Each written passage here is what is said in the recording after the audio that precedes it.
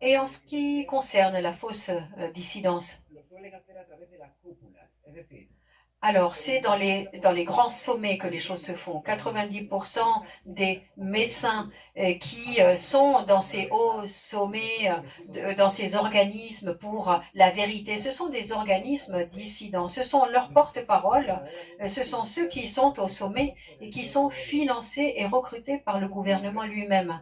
Les autres, la plupart des autres personnes qui font partie de ce groupe, de ce collectif, apparemment, ce sont des personnes honnêtes et veulent travailler pour faire connaître la vérité.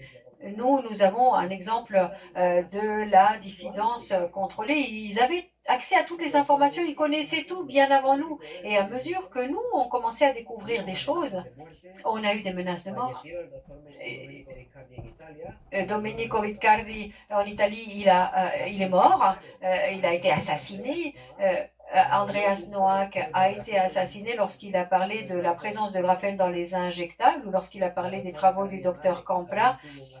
Un autre docteur, une femme, un médecin a eu un accident également. C'est-à-dire que toutes les personnes qui optent pour la voie des nanotechnologies et du graphène finissent mal, avec des menaces de mort, etc.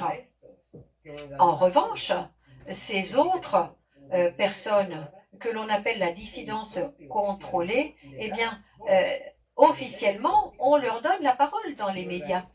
Et ils organisent différents types d'événements pour faire connaître leur soi-disant, leur recherche supposée. Donc, il est très clair hein, qu'il y a un axe de travail qui est important. La vérité ne peut pas voir le jour. Et donc, tout ce qui est promu comme étant la vérité, c'est ça que l'on voit. Et c'est par le biais de ces collectifs, par le biais de cette dissidence que ça se fait. Et donc, de cette façon, personne ne peut connaître les technologies intracorporelles qui se trouvent dans les injectables. Et effectivement, le concept de dissidence contrôlée, eh bien, on le trouve partout.